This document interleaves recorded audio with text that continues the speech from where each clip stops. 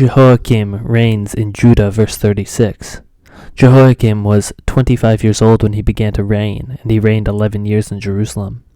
His mother's name was Zedekiah, the daughter of Pedaiah of Rumah. And he did what was evil in the sight of the Lord, according to all that his fathers had done. 2 Kings chapter 24, verse 1. In his days Nebuchadnezzar, king of Babylon, came up, and Jehoiakim became his servant for 3 years. And he turned and rebelled against him.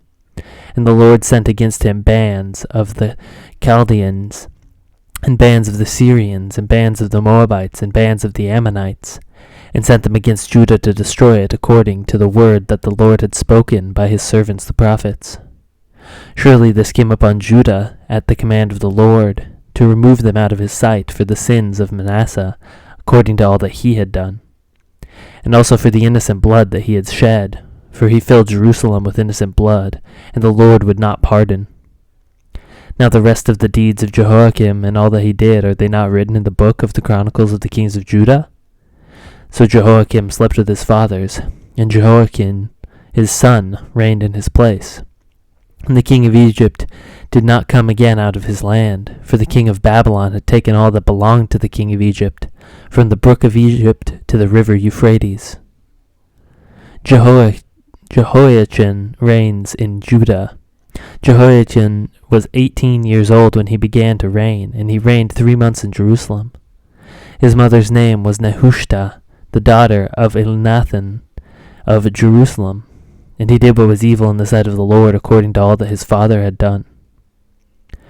Jerusalem captured, verse 10. At that time the servants of Nebuchadnezzar, king of Babylon, came up to Jerusalem, and the city was besieged. And Nebuchadnezzar, king of Babylon, came to the city while his servants were besieging it. And Jehoiachin, the king of Judah, gave himself up to the king of Babylon, himself and his mother and his servants and his officials and his palace officials. And the king of Babylon took him prisoner in the 8th year of his reign. And he carried off the treasures of the house of the Lord and the treasures of the king's house, and cut in pieces all the vessels of gold in the temple of the Lord, which Solomon king of Israel had made, as the Lord had foretold.